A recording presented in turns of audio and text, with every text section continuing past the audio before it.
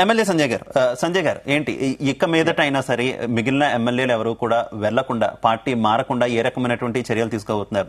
Already KCR గారు మీ party అధినేత ఒక ఇంటర్నల్ మీటింగ్ అయితే నిర్వహించారు ఎమ్మెల్యేలు అందరితో. వారందరినీ కూడా నిర్మోహమాటంగా కూడా అభిప్రాయాలు అడిగినట్టు కూడా వార్తలు అయితే బయటకు వచ్చాయి. అసలు కేసీఆర్ ఏం మాట్లాడారు? ఎమ్మెల్యేలు కన్విన్స్ అయ్యారా లేదా? వెళ్ళిపోయేటటువంటి వాళ్ళకి మీరు చెప్పదలిచేదేంటి? నాకు తెలిసి ఇంకా భవిష్యత్తులో ఎవరు ఎమ్మెల్యేలు పోరు అని నా పూర్తి నమ్మకం ఉందండి నాకు.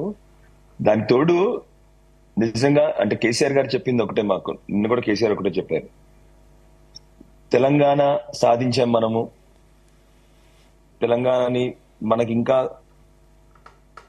కొన్ని చేయాల్సిన పనులు ఇంకా తెలంగాణలో ఉన్నాయి కాబట్టి 100% అది ఏ పార్టీకి తెలంగాణ కష్టాలు కానీ, తెలంగాణ బాధలు కానీ, తెలంగాణ ప్రజలకు అవసరాలు కానీ ఇవన్నీ కూడా కేవలం తెలిసింది మన తెలంగాణ తీసుకొచ్చిన మన బీఆర్ఎస్ పార్టీ కాబట్టి అది పూర్తి చేయాల్సిన బాధ్యత, తెలంగాణ పూర్తిగా పునర్నిర్మాణం చేయాల్సిన బాధ్యత కూడా మనదే.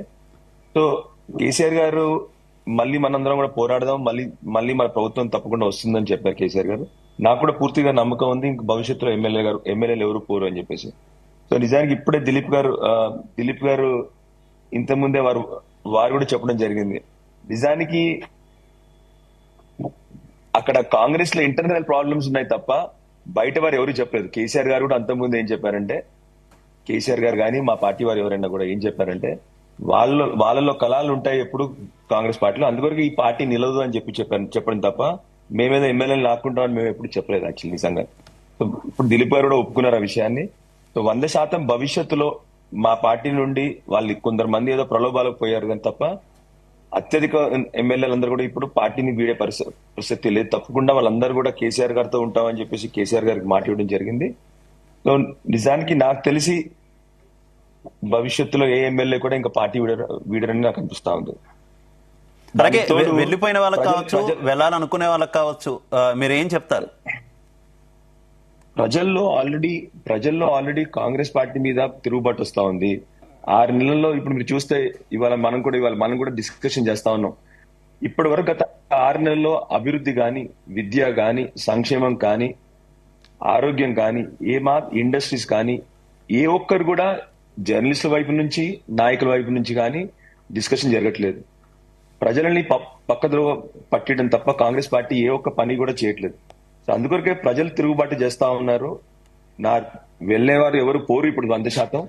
వెళ్ళిన వాళ్ళకి కూడా నేను చెప్పేది ఏంటంటే 100% మీ ప్రజలు మీ మీద తిరుగుబాటు చేస్తారు. ఎందుకంటే కాంగ్రెస్ వచ్చిన తర్వాత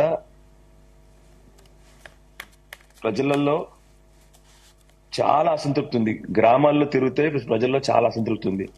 దాన్ని ఏమవుతోందంటే అటెన్షన్ డైవర్షన్ చేస్తా ఉన్నారు కాంగ్రెస్ పార్టీ వాళ్ళు తప్ప అభివృద్ధి గురించి కానీ. ఇప్పుడు గత చూస్తే 4-5 రోజులైంది ముఖ్యమంత్రి గారు వారి కేబినెట్ మంత్రి అంతా ఢిల్లీలో కూర్చుని ఉన్నారు.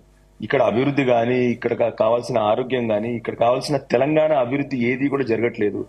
దయచేసి ఎవరైనా ఆలోచన పెట్టుకున్నా కూడా మీ అందరితో రిక్వెస్ట్ ఏంటంటే ఈ తెలంగాణను పునర్నిర్మాణం చేయాల్సింది మనము. దయచేసి మోసపోకండి, అక్కడికి పోయి ప్రజలను మోసం చేయకండి అని చెప్పి రిక్వెస్ట్ చేస్తా ఉన్నాను. Right, okay.